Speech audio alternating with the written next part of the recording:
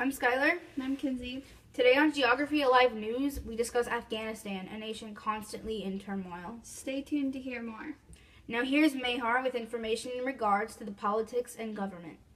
Thank you, Mehar, for that very helpful insight. From government straight into religion.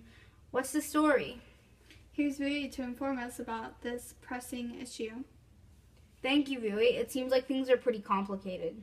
I agree with you there.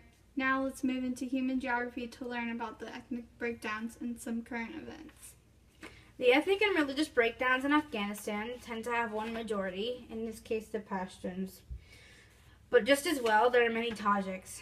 The Pashtuns include a strict interpretation of Islamic law with very fundamentalist ideas and views. The Tajiks are a bit different, where they aren't necessarily as extreme. The religions involved in Afghanistan is almost completely Islam, with only about 1% of citizens belonging to other religions. There are said to be a few hundred members of Christianity and Judaism spread throughout the country, but they practice in secret. The vast majority, though, is Sunni Islam, standing at about 80%, while the rest are Shiites. Moving on, there is great turmoil when it comes to the minority groups that live in Afghanistan. Hindus and Sikhs are the most prominent. They now make up only a small population, many having fled.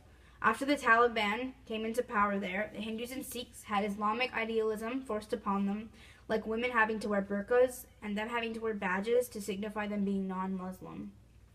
Many of them have been subject to ethnic cleansing as well. In the early 1990s, there were close to 50,000 Hindus and Sikhs living in the nation, but now only number to about 1,000. On to current issues and events.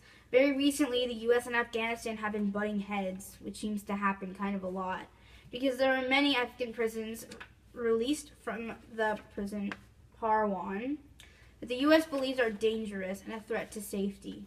This comes as President Hamid Karzai continues to put off signing a security agreement that can provide for several thousand troops to remain in Afghanistan beyond 2014 to protect counterterrorism and review training options. Thank you for that, Skylar. No problem. And now Kenzie will discuss the economy and environment portion of this tumultuous country. First, we will talk about the environment. A main mountain chain is the Hindu Kush. As seen here, is a 500-mile mountain range that stretches from central Afghanistan to Pakistan. The important bodies of water are the Har River and Helmand River. The standard of living suffers because the country is very impoverished, landlocked, and highly dependent on foreign aid. Most of the population suffers from shortages of housing, clean water, medical care, and jobs. A good percentage of people who live in Afghanistan struggle. Now onto economics. About 40% of Afghanistan's economy comes from foreign assistance, while about other 40% the government believes there is a great hope that minerals will help develop the country. Afghanistan holds roughly about $1 trillion in mineral resources and continues to grow. The country's economic hopes are squarely on minerals like iron, copper, and gold.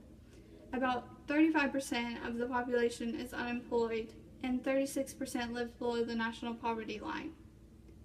Overall, the economy has been trying to rebuild itself and has been improving since 2002. Even with improving, it is still ranked one of the most least developed countries. Thank you. Next, we have a seasonal weather forecast. Afghanistan is a subarctic mountain climate.